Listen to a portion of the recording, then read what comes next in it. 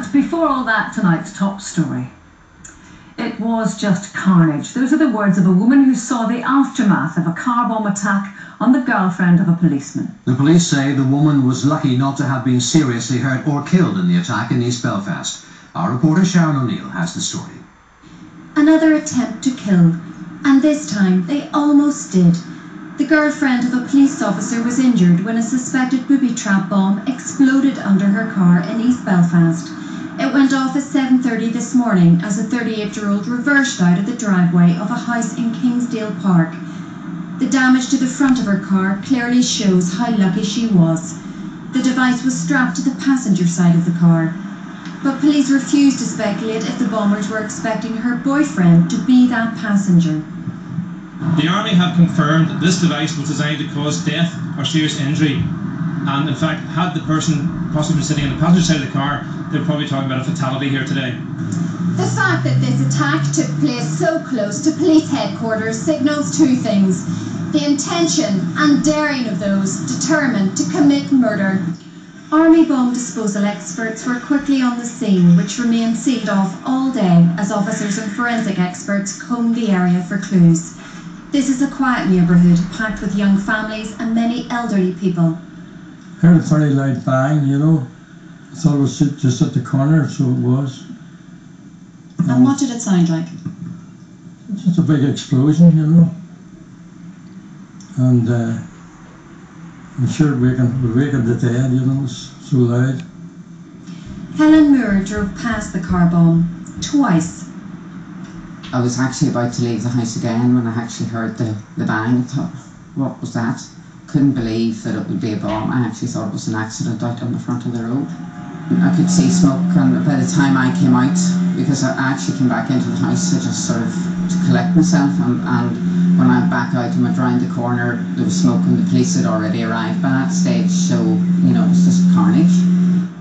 Many people here were travelling to work and taking their children to school at the time. On a normal morning, I would have been going to work around that time. I could have been sitting at the lights. Anybody could have been sitting at the lights. It could have been a heck of a lot worse than it already is. This has shaken everyone here. You know, it sort of makes you think twice. You know, and I have to admit, I did have a look under my own car, although I have nothing to do with security forces or anything, but it's just sort of thought, could be a mistaken identity, anything, you know. And what do you think of those who did this? I think they're past redemption, you know, they're head cases. Police are refusing to say who they believe was behind this attack, but the finger of suspicion has already fallen on dissident Republicans. A staunch Loyalist estate lies behind here, and maybe another goal of the bombers was to goad a violent reaction from Loyalists. Sharon O'Neill, UTV Live, East Belfast. So who was to blame and what was their aim? Sarah Dobson's been gathering political reaction and analysing the increasingly reckless attempts of dissidents to murder members of the security forces. It was a bomb designed for maximum impact, both to kill a serving police officer and to cause political reverberations at a time when the political process is under pressure. It's an appalling and evil act, a very clear intention to murder.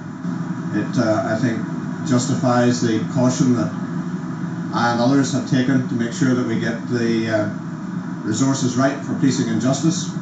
It's essential that the police have the funding necessary to thoroughly do the job and to go after these people and to ensure that they are prosecuted and put away.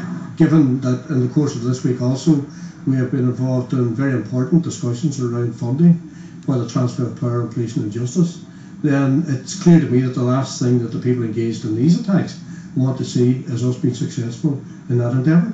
So I think that clearly the agenda is to destroy all that has been built up. One of the first on the scene was the city's Lord Mayor, who lives nearby. This is an attack on a community. It's an indiscriminate attack, and in that way anyone could have been injured or killed in this, and it's just thanks to the grace of God that somebody's life wasn't lost here. It's a very serious development, and it does mean that people are being spied upon, intelligence is being gathered even in quiet areas like this, and the message is that people need to be on alert. It's not yet clear who was behind the attack, but attention has turned to dissident Republicans, with different factions being active in the past 12 months. a roadside bomb in Jonesborough, a car bomb in Castlewellan, the murders of 2 soldiers outside Mazarine Barracks in Antrim, the killing of a PSNI officer in Craigavon, a bomb left by a roadside in Rosslea, a massive car bomb in Fort Hill, and the homes of policemen's relatives targeted with pipe bombs. The difference between this attack and previous attacks, however, is that it is far removed from where would be considered dissident strongholds. So if they were responsible, a strike in a unionist community, the constituency of the First Minister and DUP leader Peter Robinson, close to police headquarters, and the Loyalist Tullycarnet estate, dissidents were sending out a chilling message of their deadly intent. Sarah Dobson, ETV Live.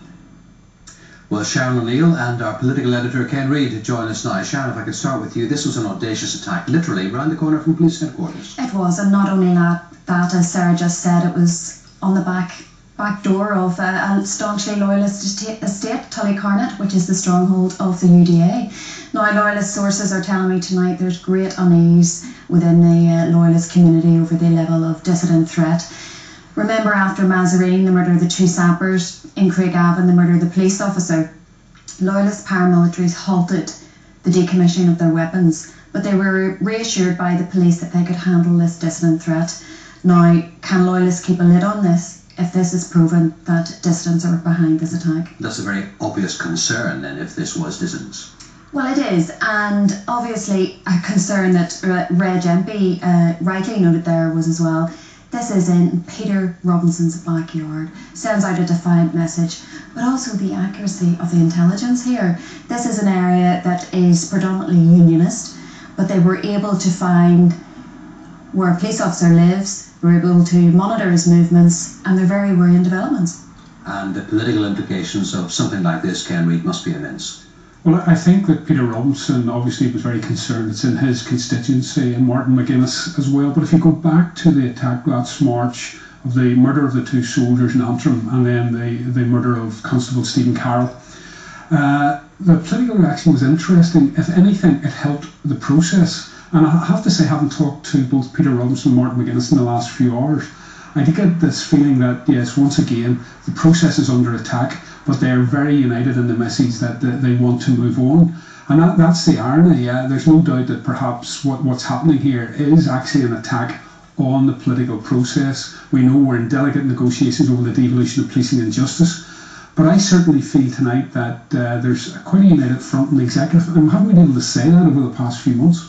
And the other thing is, Ken, that it's verification, is it not, of the speed with which Peter Robinson has been moving in terms of trying to get the devolution of policing and justice, because he wants to be sure that it is properly funded and fully funded. Well, he said he didn't want to make a political point, but he felt justified in the fact that they had really dug in their heels about more money. And he brought up the problem, as he saw it, of the protection of members of the security forces, particularly members of the police. And he said that that was something that would have to be pursued, and he was going to talk to Judith Gillespie later this evening and so forth. But there's no doubt that Peter Robinson feels vindicated in his stance on the money for the devolution of policing and justice. So worrying all round, Sharon O'Neill. Yes, very much so. Police tonight will no doubt be reviewing security of all their officers, and this woman is very lucky to be alive. There's no doubt about that. Sharon O'Neill and Ken Reid, thank you both very much indeed. And don't forget that we have more coverage of the bomb attack and the latest updates on that story on our website, u.tv. That's u.tv.